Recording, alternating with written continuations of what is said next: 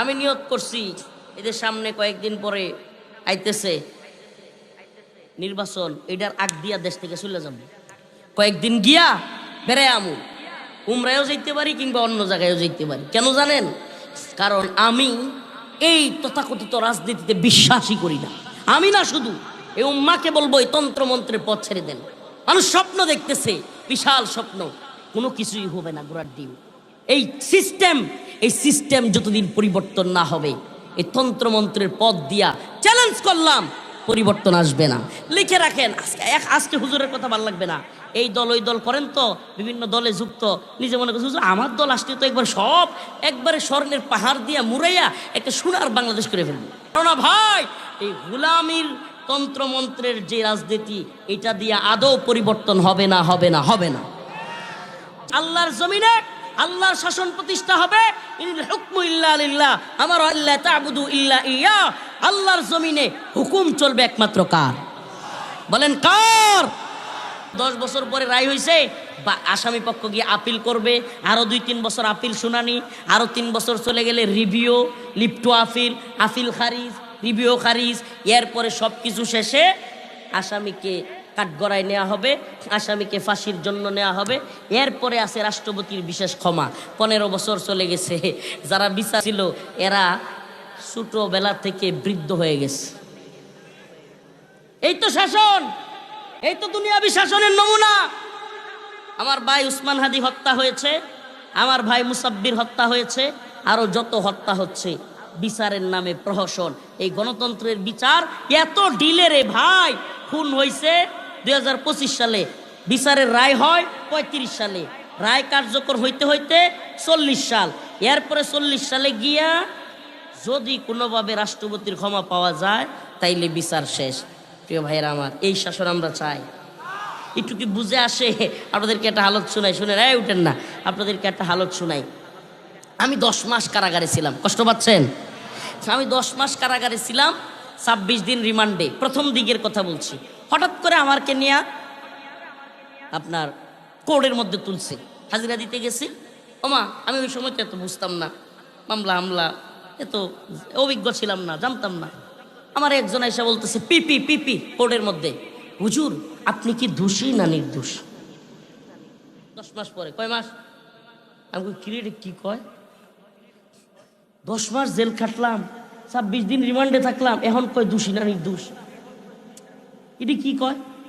তাইলে এতদিন যে আমি জেল কাটলাম এটা কই গেল? রিমান্ডে থাকলাম এটা কই গেল? ফাও। মানে আপনারা যারা আইনের বিষয়ে জানেন না, উকিলদের কাছে জানবেন, যারা মামলা চালায় এদের কাছে জানবেন। চার্জশিট দেওয়ার সময় জিগায়, কি জিগায়? জিজ্ঞেস করে আপনি দোষী না নির্দোষ। আরে ভাই, আপনি দোষী না নির্দোষ এটা যদি চার্জশিট দেওয়ার সময় জিজ্ঞেস করবেন, তা আমরা 10 মাস জেলে রাখলেন কেন? 26 দিন রিমান্ডে রাখছেন, ইচ্ছা মতো নির্যাতন করছেন, ইচ্ছা মতো আমাদেরকে আঘাত করছেন, এখন জিজ্ঞেস করেন দোষী না নির্দোষ? এই হলো এই তথাকথিত তাগুতি আইন। একবার কি মনে প্রশ্ন জাগে না, এটা কি ধরনের আইন রে ভাই? 10 মাস পরে জিজ্ঞেস করে আপনি দোষী না নির্দোষ, তারপরে 3 বছর, 5 বছর, 7 বছর, কারো 10 বছর মামলার রায় হয়।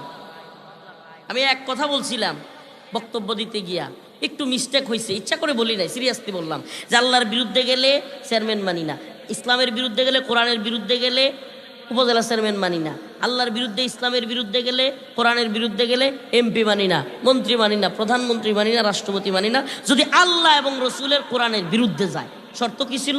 আল্লাহ এবং রসুলের বিরুদ্ধে গেলে। এই কথা বলতে গিয়া একটা কথা রাগে, আল্লাহর বিরুদ্ধে যদি কেউ যায় এমন কসুর প্রধানমন্ত্রীও মানি। এই কথা কওয়ার কারণে, এক কথার কারণে মামলা দিছিল 8টা। আচ্ছা আমারে বলেন, কথা কয়টা? মামলা কয়টা?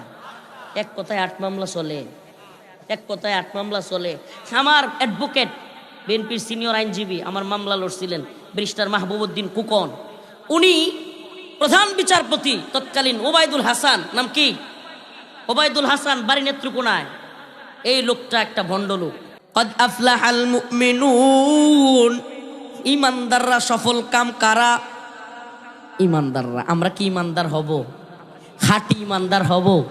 তাইলে আল্লাহর কথা মানতে হবে। আল্লাযীনা হুম ফি সালাতিহিম খাশিউন।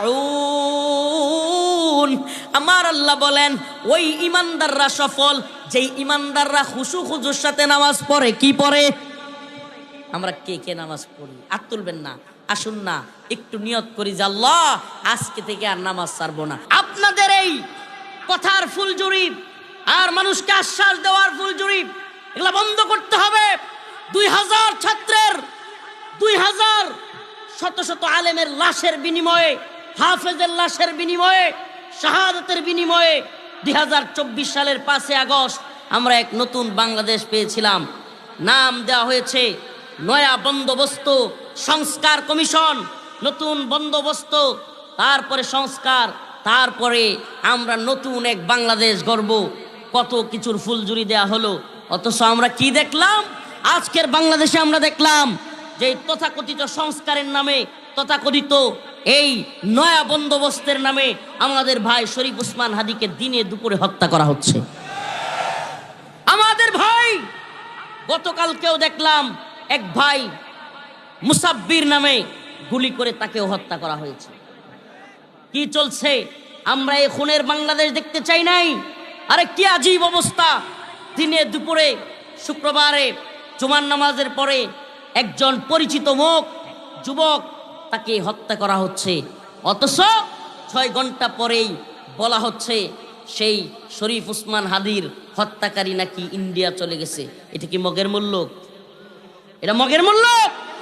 তাইলে আমাকে আপনাকে মাইরাও তো যে কোনো খুনি পালায়া যাবে, কেউ ধরতে পারবে না। ও মিয়া, ও প্রিয় ভাই, আপনাদেরকে বলি আজকে যারা এইটা নিয়ে একটুও শক্ত অবস্থান নিচ্ছেন না, অবস্থান জানান দিচ্ছেন না, সে যেই দলের হন, আমি আপনাদেরকে বলি আজকে শরীফ ওসমান হাদি, কালকে মুসাব্বির, এইভাবে চলতে থাকলে আমি, আপনি, আমরা কেউ এদেশে নিরাপদ না, কেউ নিরাপদ না।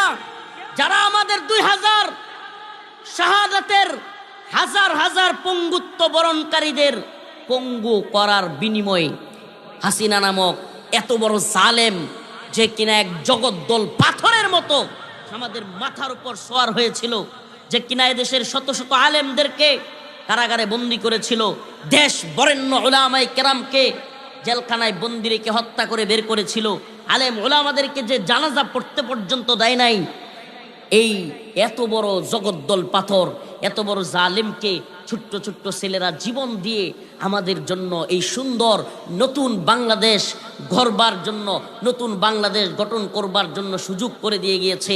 আজকে আমরা কেমন বাংলাদেশ পেয়েছি? যারা আমাদের লাশের বিনিময়ে উপদেষ্টা হয়েছে, এরা আজকে বিচারের নামে তামাশা করছে। এরা আমাদের ভাই শরীফ ওসমান হাদির হত্যাকারীদের গ্রেফতার করতে পারছে না, কিন্তু আলেম উলামাদেরকে প্রথম আলো এবং ডেইলি স্টারের বিরোধিতা করবার কারণে গ্রেফতার করছে।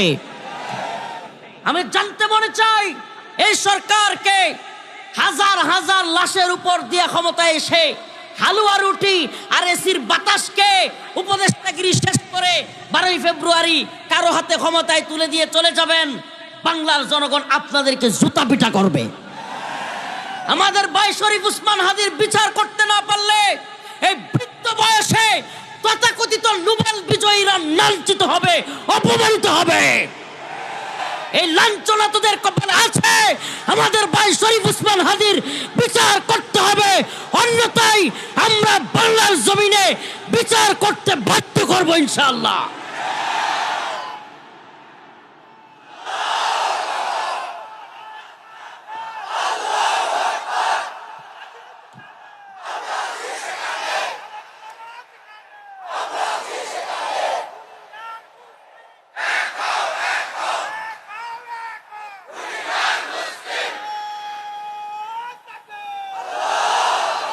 হে প্রিয় উম্মাহ, প্রিয় জাতি, হে নাটোরের গুরুদাসপুরের মুসলমান, ইউটিউব এবং এই আমাদের এই মিডিয়ার এই ইউটিউবার ভাইদের মাধ্যমে আমরা আমাদের মেসেজটা শুধু আপনাদের সামনে নয়, এই জাতির প্রত্যেকের কাছে পৌঁছাতে চাই।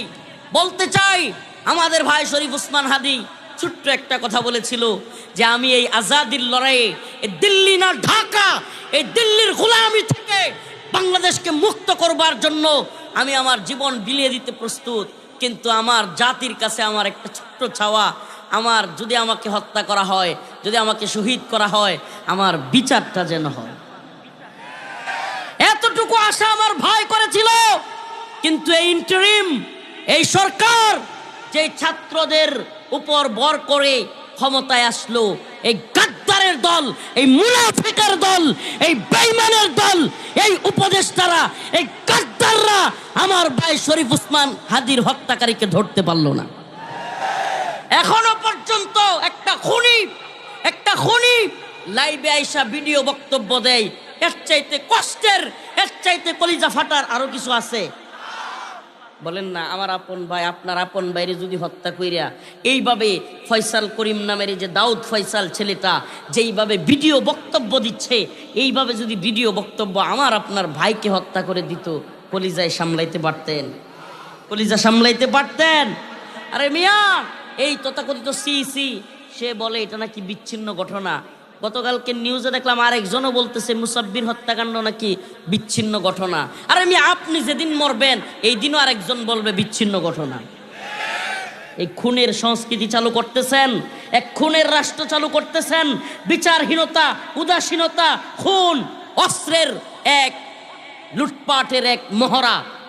এই বাংলাদেশ চাওয়ার জন্য আমরা যুদ্ধ করছিলাম, আমরা যুদ্ধই করছি মিয়া।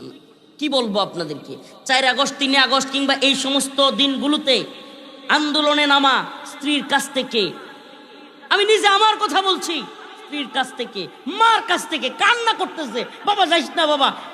একে তো হলো বাংলাদেশের মুসলমানরা আলহামদুলিল্লাহ, আলহামদুলিল্লাহ মুমিনরা কারো গোলামি মাইনা নিবে না। নাম্বার 2, পাকিস্তান, আফগানিস্তান, চীন, পুরা ভারতের চতুর্দিকে ঘেরাও করা আছে। আমাদের চারদিকে যেমন ভারত, ভারতের চারদিকেও কিন্তু তাদের শত্রু রাষ্ট্র। এত সহজ না। অতএব আমরা গোলামি করব কার? বলেন কার গোলামি করব? এই জন্য স্লোগান দেন দিল্লি না ঢাকা। আমি বলি মাঝে মাঝে এটাও বললেন ওয়াশিংটন না ঢাকা, মাঝে মাঝে এটাও বলিয়েন। কেন বলবেন জানেন? কারণ দিল্লির গোলামি মুক্ত হবেন, দেখবেন হুট করে আরে কি আমাদের নেতারা, আমাদের বড় বড় দলের নেতারা, সরকার দেখবেন আমেরিকার গোলামি শুরু করছে। তাইলে গোলামিটা কি তাইলে সিস্টেমে দিল্লি না ঢাকা, দিল্লি না ঢাকা বইলা বইলা আমেরিকার যদি শুরু হয়ে যায় তাইলে তো আরেক মুসিবত। তাইলে বলতে হবে দিল্লি না ঢাকা, ওয়াশিংটন না ঢাকা, গোলামি না আজাদি। এটা একটু জুড়ে বলিয়েন, আরে অন্তর থেকে বলিয়েন। এই উম্মার যুবকেরা কারো গোলামি করবে না, এক আল্লাহর গোলামি করবে। আকাশ বাতাস প্রকম্পিত করে জানিয়ে দেন গোলামি না আজাদি, গোলামি না আজাদি। হাদি ভাইয়ের রক্ত বৃথা যেতে দেব না, হাদি ভাইয়ের রক্ত। আমাদের 3 বারের প্রধানমন্ত্রী কিছুদিন আগে চলে গেলেন। এই মুরব্বী মানুষ, উনারে যেই পরিমাণ কষ্ট হাসিনা দিয়েছে, এই দিল্লির কথায়, দিল্লির সাথে কখনো আপোষ করে নাই বলে যেই কষ্ট দিয়েছে, এই বৃদ্ধ বয়সেও এই মহিলা যেইভাবে জেলে গিয়েছে, তবুও গোলামির রাজনীতিটা করে নাই। আল্লামা সাইদি রহিমাহুল্লাহ কারাগারে জগৎ বিখ্যাত আলেম, দল মত নির্বিশেষে সবাই যাকে ভালোবাসতো। আগের দিন আমি তো কারাগারে ছিলাম, আগের দিন শায়েক আমাদের যেই কারাগারে আমাদেরকে রাখা হয়েছিল ওখানে ওনাকে চিকিৎসার জন্য নিয়ে আসা হয়েছিল। ফুটফুটে একটা মানুষ হাইসা হাইসা যাচ্ছে হসপিটালে, হুট করে কয় শায়েক মারা গেছে। মনে আছে আপনাদের? কান্না করেছিলাম, অনেক কান্না করেছিলাম। আমার আম্মা বলে বাবা যেদিন সাইদি রহিমাহুল্লাহ মারা গেছে কি পরিমাণ কান্না করছি। আমি বলছি কেন এত কান্না করছো? হুজুরের প্রতি তো মায়া আছে, আরেকটা ভয় আমাদের অন্তরে, আমার ছেলেরেও নিয়ে এইভাবে হাসিনা মাইরা ফেলে। সুবহানাল্লাহ। চিন্তা করেন, একটা মা তার সন্তানকে নিয়ে ভয় পাচ্ছে যে তার সন্তানকেও কিনা এভাবে মেরে ফেলা হবে। প্রিয় ভাইরা আমার, আমরা সেই দুর্দিন থেকে আমরা সেই কঠিন মুসিবতের দিনগুলো থেকে একটা সুন্দর বাংলাদেশ দেখার জন্য এতগুলো ছেলে ফেলে জীবন দিল, একটা সুন্দর সমাজ গঠনের জন্য, ইনসাফের সমাজ গঠন করবার জন্য। কিন্তু এখন আবারও যদি পকেট আর পেটের দান্দাবাজদের হাতে চলে যায়, এই দেশ জাতি উম্মাকে নিয়ে চিন্তা না করে নিজের আখের গোছানোর চিন্তা করে, কিছু টাকা, কিছু পয়সা, কিছু ব্যাংক ব্যালেন্স, ভারতে থাকতে পারা কিংবা কানাডা আমেরিকায় থাকতে পারার আনন্দে যদি এই দেশটাকে কেউ আমেরিকার হাতে, কেউ দিল্লির হাতে তুলে দেয়, তাইলে এই যে আজাদির লড়াই, এটা কি শেষ হয়েছে? এই বলেন, এই আজাদির লড়াই শেষ হয়েছে? আওয়াজ নাই। এই আজাদির লড়াই চলবে, এই আজাদির লড়াই চলবে।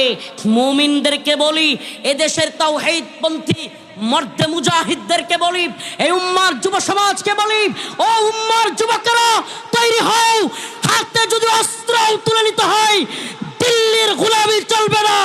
বাংলাদেশের যুবকেরা প্রয়োজনে অস্ত্র হাতে তুলে নিবে। ইসাবাতান মিন উম্মতি আখরাজাহুম আল্লাহু মিনান নার, ইসাবাতুন তাগজুল হিন্দা।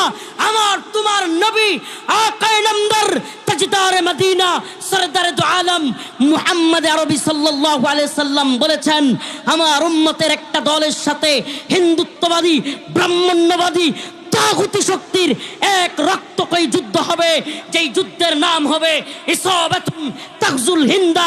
সেই গজওয়াতুল হিন্দে যেই মর্দে মুজাহিদরা শরীক হবে, আল্লাহ পাক সমস্ত মুজাহিদদেরকে জান্নাতের সুসংবাদ দিয়েছেন। ভয় আছে? ভয় আছে? আমরা তৈরি আছি তো ইনশাআল্লাহ? আমার রসুল যার দুই ঠোঁটের মাঝখান দিয়া জীবনে কোনোদিন মিথ্যা বলেন নাই। মক্কার কাফেররা আল্লাহর নবীরে জাদুঘর বলতো, নাউজুবিল্লাহ, পাগল বলতো, কিন্তু জীবনে কোনোদিন রাসূল সাল্লাল্লাহু আলাইহি সাল্লামকে মিথ্যাবাদী বলে নাই। সুবহানাল্লাহ বলবেন না? আমার সেই রসুল বলেছেন, ইসাবাতান মিন উম্মতি আহরাজাহুমুল্লাহু মিনান নার। আরে আর কারো কথার দরকারই নাই, আর কারো রেফারেন্সের কোনো দরকারই নাই, পৃথিবীর কোনো ব্যক্তির কথার কোনো মূল্য নাই আমার রসুলের কথার সামনে। ইসাবাতান মিন উম্মতি আহরাজাহুমুল্লাহু মিনান নার। আল্লাহর রাসূল বলেছেন, আমার উম্মতের দুইটা দলকে আল্লাহ পাক জাহান্নামের আগুন থেকে অগ্রিম, সুবহানাল্লাহ, অগ্রিম জাহান্নামের আগুন থেকে মুক্তি ঘোষণা দিয়েছেন।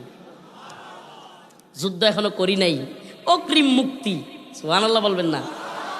যারাই এই যুদ্ধে শরীক হবে, ইসাবাতুন তাগজুল হিন্দা, গাজওয়াতুল হিন্দ নামের এক ভয়ঙ্কর রক্তক্ষয়ী যুদ্ধ মুসলমানদের সাথে হবে। এটা আল্লাহর নবীর দিক নির্দেশনা। হিন্দুত্ববাদী, ব্রাহ্মণ্যবাদী, তাগুতি শক্তির বিরুদ্ধে এক ভয়াবহ যুদ্ধে মুসলমানরা লিপ্ত হবে। আল্লাহর রাসূল বলেন, শেষ জামানার সেই যুদ্ধে মুসলমানদের অনেক মর্দে মুজাহিদ শহীদ হবে। এত শহীদ হবে, রক্তের ফিরিঙ্গি, রক্তের স্তূপ জমা পড়বে। কিন্তু আল্লাহর রাসূল বলেছেন, শেষ বিজয় মুসলমানদের হবে। এবং শুধু মুসলমানদের বিজয় হবে না, ব্রাহ্মণ্যবাদী, তাগুতি শক্তির সুপার পাওয়ার তথাকথিত বড় বড় নেতাদেরকে দিল্লির মসনদ থেকে মর্দে মুজাহিদরা পাল্লায় ধরে টেনে হিচড়ে বাইতুল মাকদিসের দিকে নিয়ে যাবে। আল্লাহু আকবার।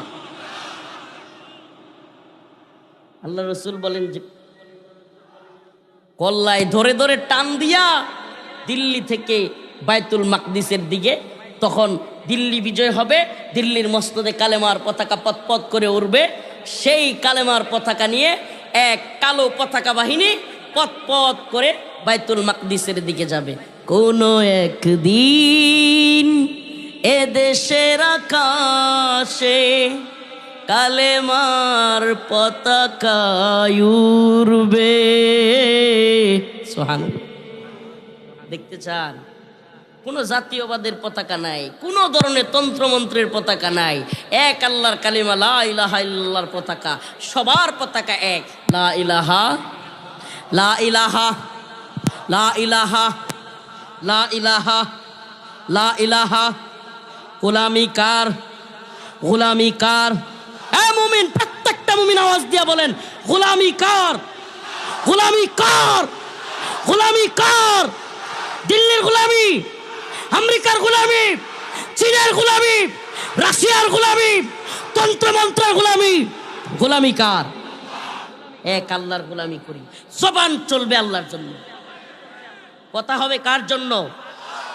দুনিয়ার কোনো ক্ষমতাসীনের পক্ষে কথা বলবো না, গোলামি করব কার? কিন্তু গত বছর প্রোগ্রামটা যেদিন ছিল এর 2 দিন আগ থেকে শুধু যে আপনাদের এখানে প্রোগ্রাম মিস করেছি এমন না, মানে আমি বগুড়ায় এক প্রোগ্রামে এসে অসুস্থ হয়ে একবারে পড়ে গেছিলাম, বগুড়া মেডিকেলেও ভর্তি ছিলাম।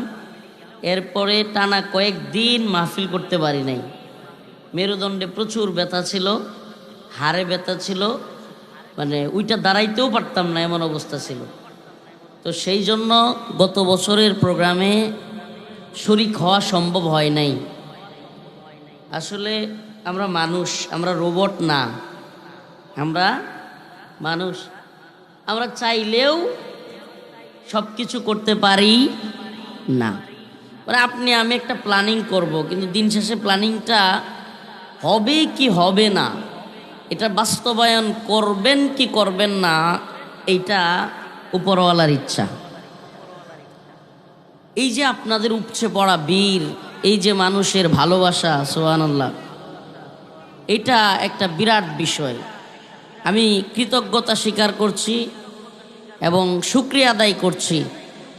আমাদের এই ভালোবাসাটা আল্লাহর জন্য হোক। আল্লাহ তাআলা আমাদের সবাইকে একে অপরকে আল্লাহর জন্য ভালোবাসার তৌফিক দান করুন। এই ডাইল ভাজা, বিরিয়ানি ভাজা, এই মুড়ি, সানাসুর, এটা ওয়াজের মাঝখানে ঘুরতেছে এগুলো নিয়ে। প্লিজ প্রিয় ভাইরা আমার, বসেন। আপনাদের এটা রুটি রুজি বুঝছি, কিন্তু এবার মাহফিলের মধ্যে না, এটা করতে হবে বাহিরে। আল্লাহ তাআলা বুঝার তৌফিক দান করুক।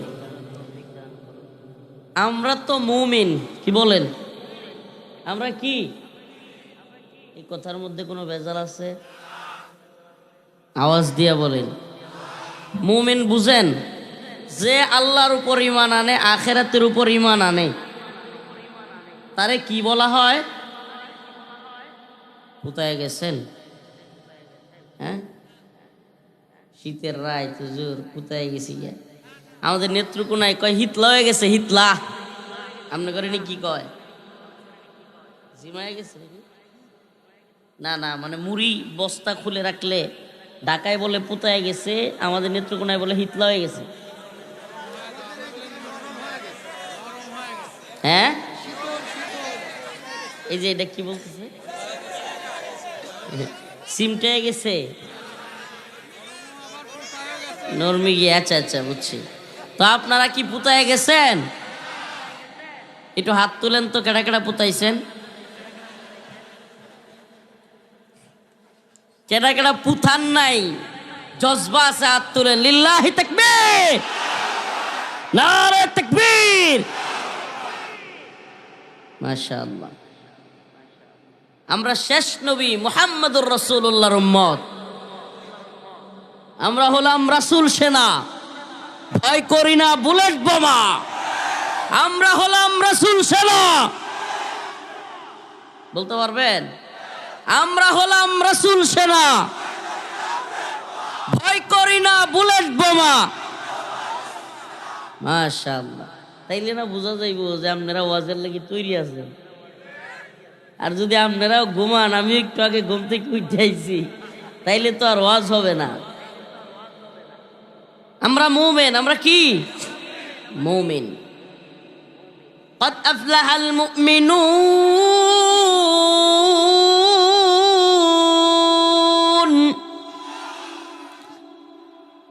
আল্লাহ রাব্বুল আলামিন বলেন, নিশ্চয়ই মুমিনরা সফল।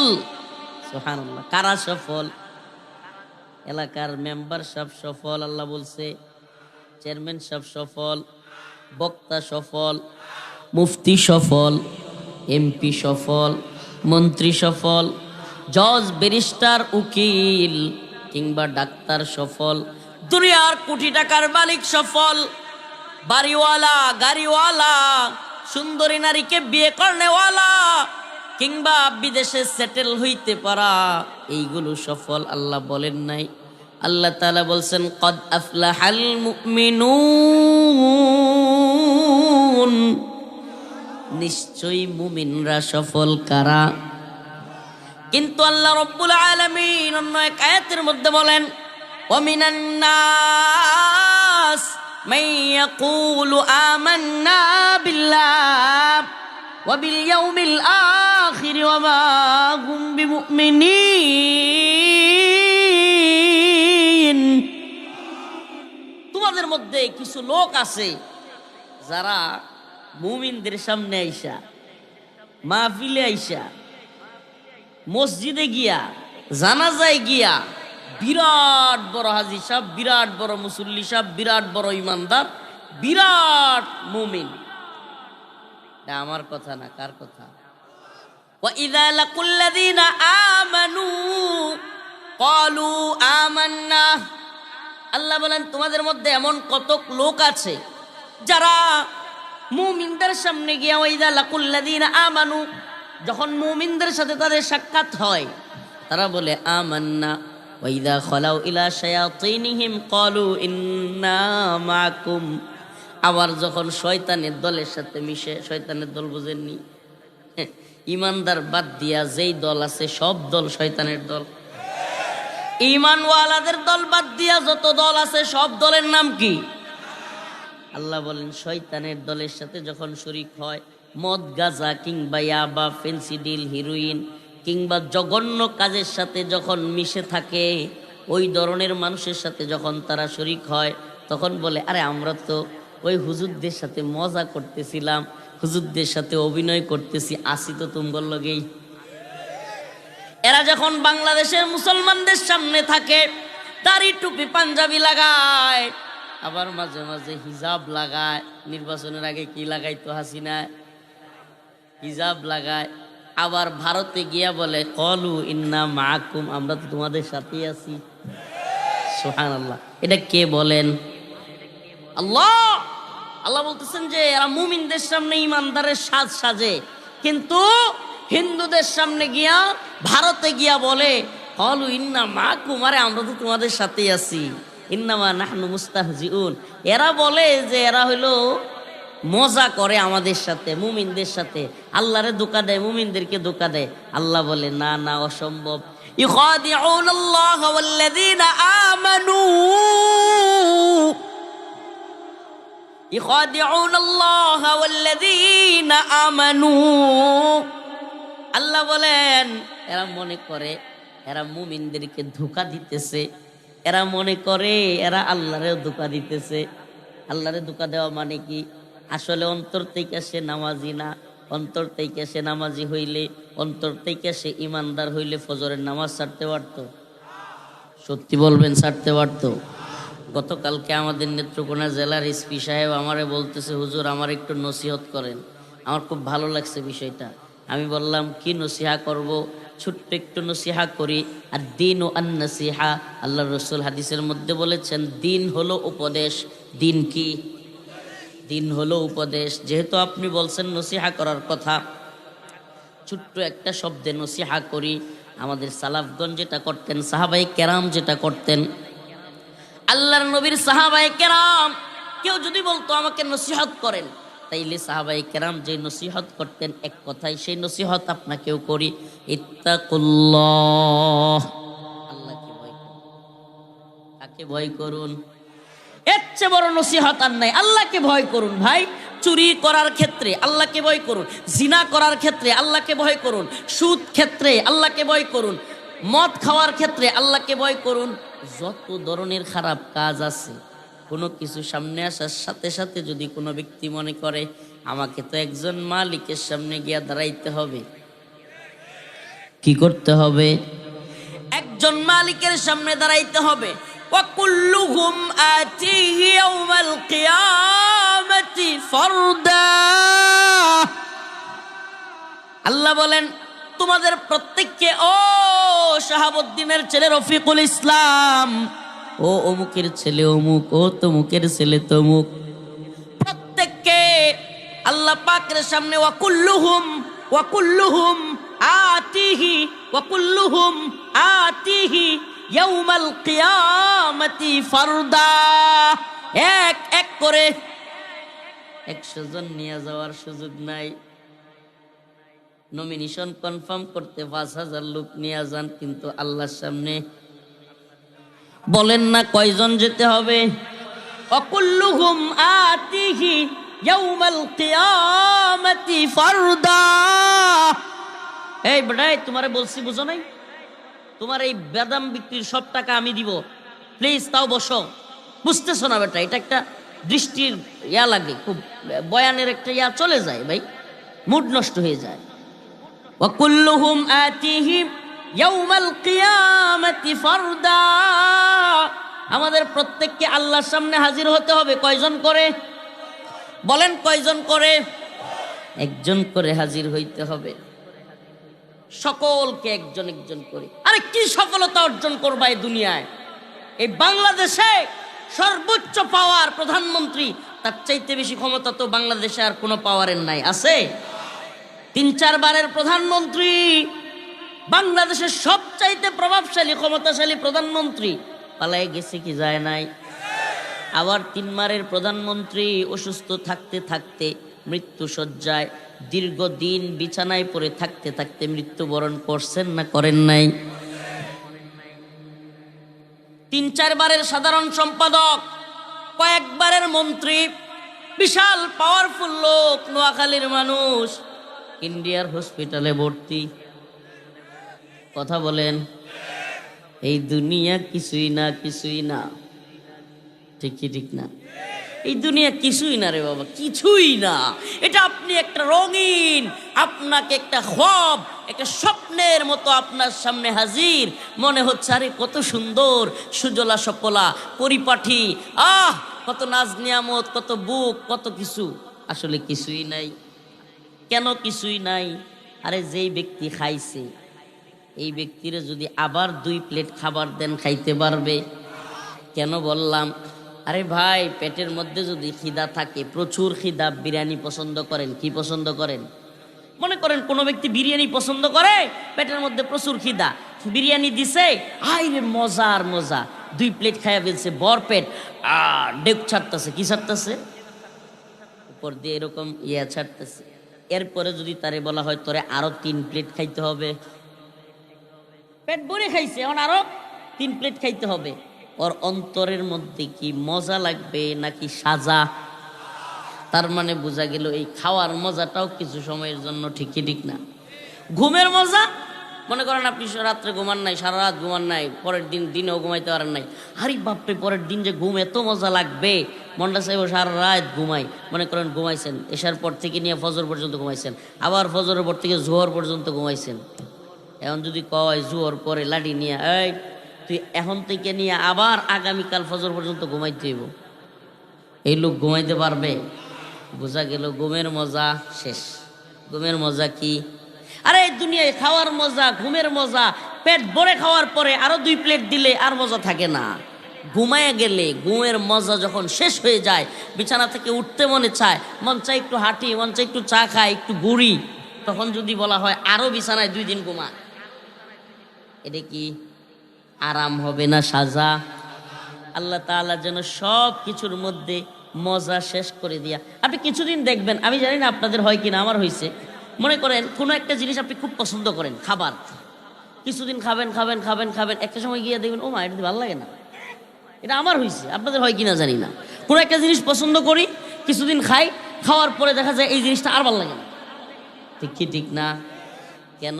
কারণ হলো আল্লাহ পাক বুঝাইতে চান এই দুনিয়ার মজাটা অল্প সময়ের জন্য। কতটুক সময়ের জন্য?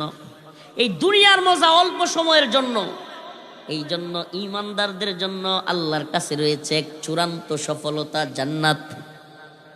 চূড়ান্ত সফলতা কি? ফামান যুহজিহা আনিন নার ওয়া উদখিলাল জান্নাতা ফাকাদ ফাজ ওয়া মাল হায়াতুদ দুনিয়া ইল্লা মাতাউল গুরুর। আর এই দুনিয়ার ব্যাংক ব্যালেন্স, টাকা পয়সা, বাড়ি গাড়ি, নারী, বিদেশে ছেলেকে পাঠাইতে পারা, লক্ষ টাকার চাকরি, কোটি টাকার বাড়ি কিংবা গাড়ি, এই দুনিয়ার এমপি, চেয়ারম্যান, মন্ত্রী, কমিশনার কিংবা কিছু হওয়াকে তুমি সফলতা মনে করতেছো। আমার রব বলেন না না না না না, এগুলার কোনোটাই সফলতা না। আল্লাহর কাছে সফলতা হলো জাহান্নামের আগুন থেকে মুক্তি পাওয়া। আল্লাহর কাছে সফলতা কি ভাই? আল্লাহর কাছে সফলতা কি ভাই? ফামান যুহজিহা আনিন নার, আল্লাহর কাছে সফলতা হলো জাহান্নামের আগুন থেকে মুক্ত হওয়া। বোঝা যায় এই দুনিয়ায় আমি সফল নাকি ব্যর্থ এটা বুঝারই উপায় নেই। সুবহানাল্লাহ বলবেন না? এই দুনিয়ায় আমি সফল নাকি ব্যর্থ এটা বুঝার কি নাই।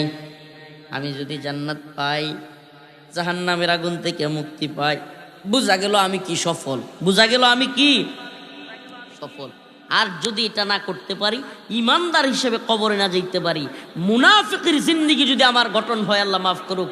অনেকে আমাদের মধ্যে আছে কি জানেন, আরে বিরাট বড় নিজের মুমিন মনে করি, নাউজুবিল্লাহি মিন যালিক।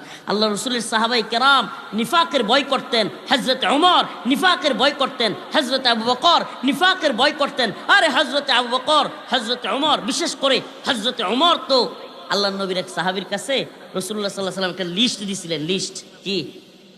মুনাফিকের একটা লিস্ট দিছিলেন। হযরত ওমর ওই লোকের কাছে গিয়ে খালি জিজ্ঞেস করতেন, ভাই আমার নাম তো আর নিফাকের লিস্টে নাই।